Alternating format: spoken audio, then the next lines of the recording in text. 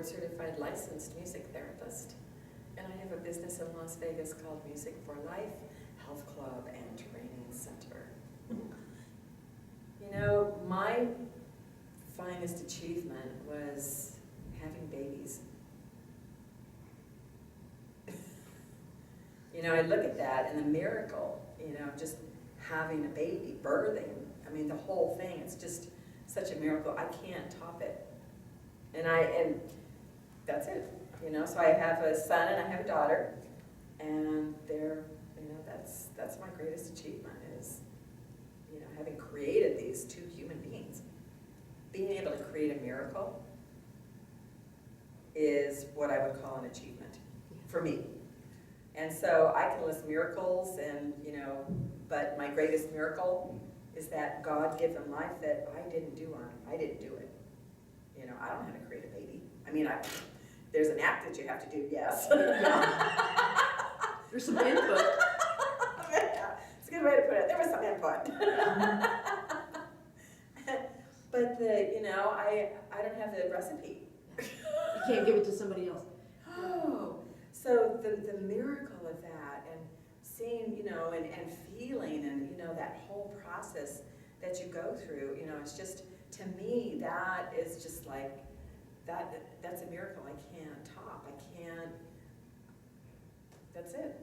That's it. And then, as you said, you know, you guide and you support and, you know, all of that, but it's really up to them, you know, as to what they do with their life. And you just hope that you've given them enough character support, life support, you know, that they make choices that are good for them, that may or may not be in alignment with what you were hoping they would do, but it's good for them, you know, and that's their own life. So yeah, so the miracle of life.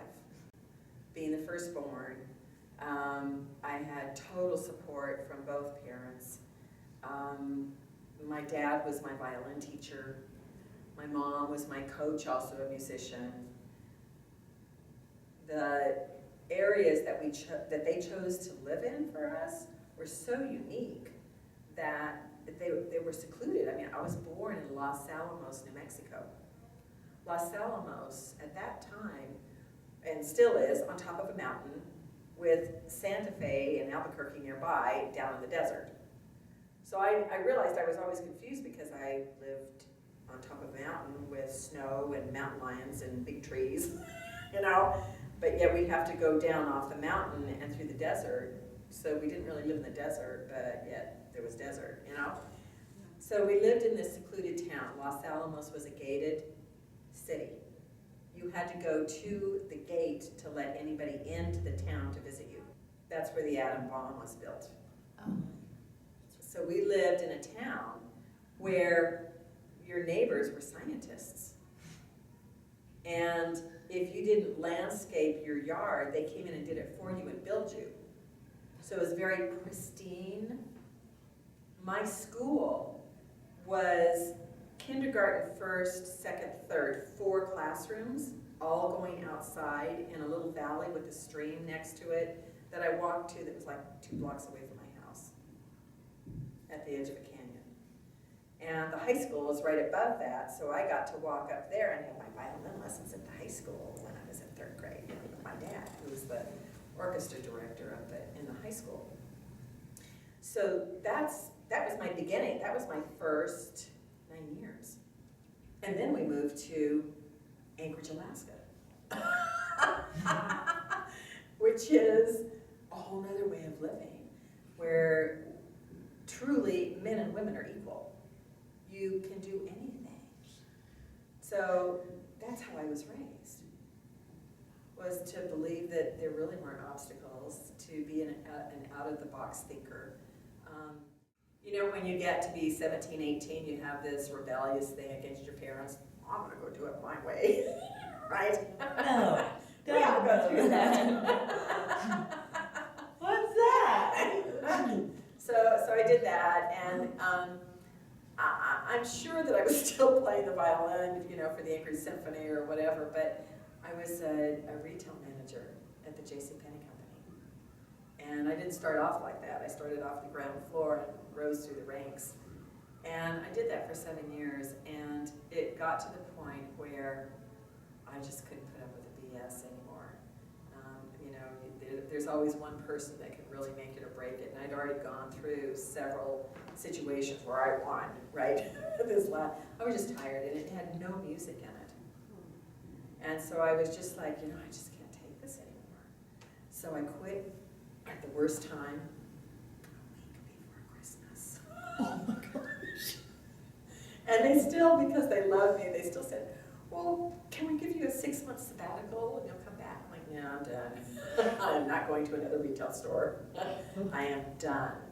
And I got on the bus and went clear over to the other side of the country where my brother was going to school at MIT and stayed there in a frat house for a little bit. That was interesting. And then traveled back. So I had a lot of time to think, you know, and I decided that I wanted to start a talent agency.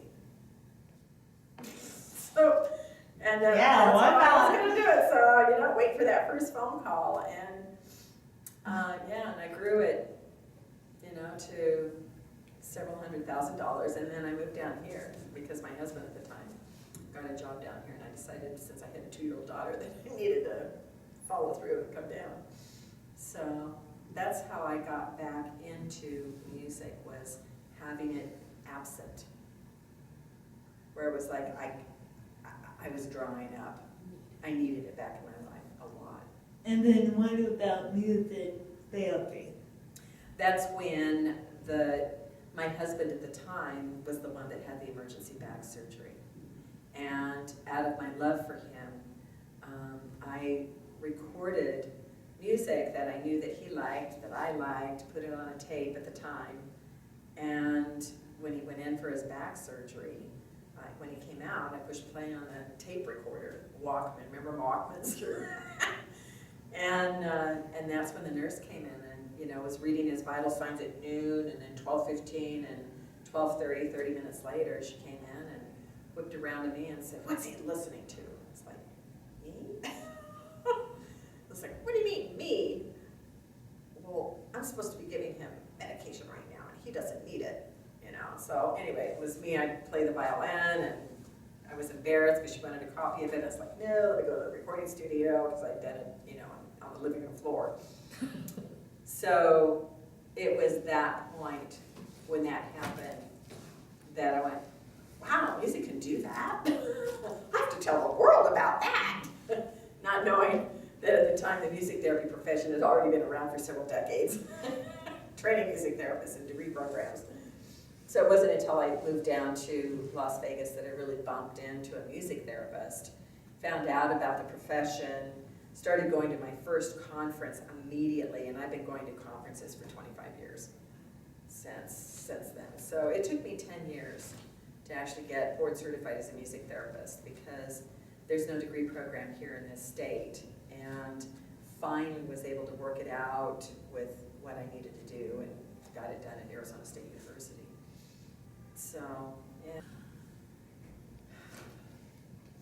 It's always looking at non-musical goals. So, for instance, with mental health for me, it's about mood change, you know, and being able to neutralize trauma so that the emotional triggers from the trauma are no longer causing the problems in life, and that life is happy and there's purpose to it, and, you know, all of that. So there are assessments, yes, that they fill out before and after. So that's the kind of music therapy that I really focus on. When you look at music therapy that's in the school settings or in medical or working with disabilities, there are different types of assessments that will measure, for instance, range of motion. So if there's a music therapist working in a rehab, for instance, and they've injured themselves, and you have the music therapist come in because now they need to start walking again, or they need to start, you know, whatever. So now you're looking at how wide is the gait, how fast are they walking, you know. So there's some really timing things that you can do to show progress. So it depends on whether you're working more with the emotional state and more cognitive things, or whether you're working with real physical disabilities as to what kind of measurements you use. I ask very open questions. get them engaged, to get them talking, so that I can hear what has kept them stuck. And then we start listening to music that appeals to them, so that I can find out how that story is evolving just from what they're choosing right now. And we start having a dialogue about it. Everybody loves music, right? And especially the music really like, right? So it's easy to open up that dialogue. Music is able to come in really the back door and open up a dialogue that wouldn't occur any other way.